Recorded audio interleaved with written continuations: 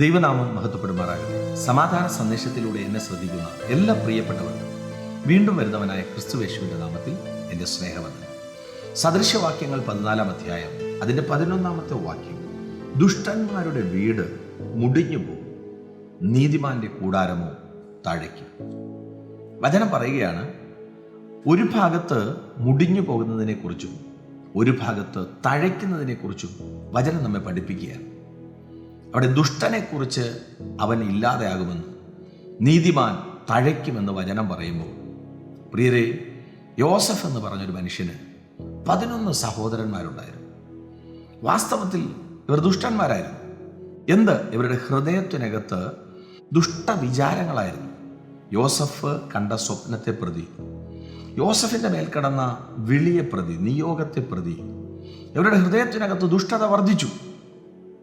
എങ്ങനെ യോസഫിനെ തകർക്കാം എന്ന് പറഞ്ഞ് ഇവർ ഒരുമിച്ച് കൂടി തീരുമാനമെടുത്ത് തന്നെ പല രീതിയിൽ പൊട്ടക്കുഴിയിലിടുന്നു, തന്നെ വലിച്ചു കയറ്റുന്നു, തൻ്റെ വസ്ത്രത്തെ വലിച്ചൂരിയെടുക്കുന്നു, തന്നെ മിഥ്യാന്യർക്ക് വിൽക്കുന്നു, തുടങ്ങി തന്നെ എന്തൊക്കെ ചെയ്യാൻ പറ്റുമോ അതെല്ലാം ഈ 11 സഹോദരന്മാരും ചെയ്യുക.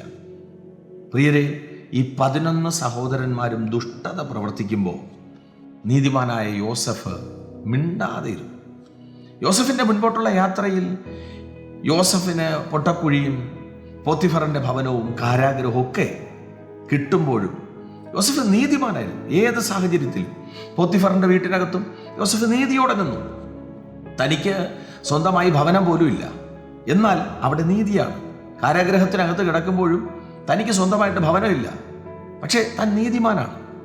എന്നാൽ സ്വന്തമായിട്ട് ഭവനമുള്ള, സ്വന്തമായിട്ട് സൗകര്യങ്ങളുള്ള 11 സഹോദരന്മാർ അവിടെ സുഖത്തിനകത്ത് ജീവിക്കുന്ന സാഹചര്യത്തിൽ തൻ്റെ കൂടപ്പിറപ്പായ സഹോദരനെ ദുഷ്ടത പ്രവർത്തിച്ച് അകറ്റി നിർത്തുമ്പോൾ വിശുദ്ധ ബൈബിൾ നമ്മെ പഠിപ്പിക്കുന്നത്, ഈ 11 സഹോദരന്മാരുടെയും ജീവിതം കൊണ്ട് അവർ തകർന്നുപോയി.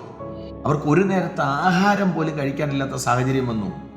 അവർ പ്രവർത്തിച്ച ദുഷ്ടത നിമിത്തം അവർക്ക് അവരുടെ സഹോദരൻ്റെ മുമ്പിൽ ചെന്ന് അപ്പത്തിന് കൈനീട്ടേണ്ടി വന്നു. പ്രിയരെ, ദുഷ്ടത പ്രവർത്തിച്ച സഹോദരന്മാർ ഒരു ഭാഗത്ത് മുടിഞ്ഞുകൊണ്ടിരുന്നപ്പോൾ, വചനപ്രകാരം അവർ തകർന്നുകൊണ്ടിരുന്നപ്പോൾ, നീതി പ്രവർത്തിച്ച യോസഫ് തൻ്റെ ജീവിതത്തിനകത്ത് കഷ്ടപ്പാടൊക്കെ ഉണ്ടെങ്കിലും താൻ ഓരോ ചവിട്ടുപടി കൂടെ കയറി വരികയായിരുന്നു.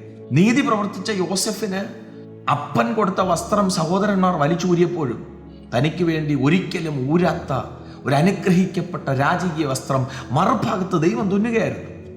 എന്നെ കേൾക്കുന്ന പ്രിയരെ, ദുഷ്ടൻ മുടിഞ്ഞു എന്ന് വചനം പറയുമ്പോൾ ഒത്തിരി സാഹചര്യങ്ങൾ ബൈബിൾ നമ്മെ പരിചയപ്പെടുത്തുന്നുണ്ട്, ഇതുപോലെ പ്രവർത്തിച്ചിട്ട് തകർന്നുപോയ ഒത്തിരി പേരെ കുറിച്ച്. എന്നാൽ നീതിയോടെ നിന്ന യോസഫ് രാജകൊട്ടാരത്തിനകത്ത് ഏറ്റവും ഉന്നത സ്ഥാനങ്ങളിൽ എത്തുക മാത്രമല്ല, തന്നോട് ദുഷ്ടത പ്രവർത്തിച്ച തൻ്റെ സഹോദരന്മാർക്ക് യോസഫ് ഒരു അനുഗ്രഹമായി തീർന്നതുപോലെ ഈ സന്ദേശം കേൾക്കുമ്പോൾ പ്രിയരെ, ദുഷ്ടത വിട്ടുകളഞ്ഞിട്ട് മറ്റുള്ളവരുടെ തകർച്ച ആഗ്രഹിക്കാതെ നീതിയോടെ നിന്ന് ജീവിതത്തിൻ്റെ സാഹചര്യങ്ങളൊക്കെ ഫേസ് ചെയ്യാൻ റെഡിയാണെങ്കിൽ നീതിമാൻ തഴയ്ക്കുമെന്ന് വചനം പറഞ്ഞതുപോലെ നമ്മുടെ ജീവിതം കൊണ്ട് നമ്മൾ തഴയ്ക്കുകയും ചെയ്യുമെന്ന് വിശ്വസ്തയോടെ വിശ്വസിച്ച് സഞ്ചരിപ്പാൻ ദൈവം കൃപ ചെയ്യട്ടെ.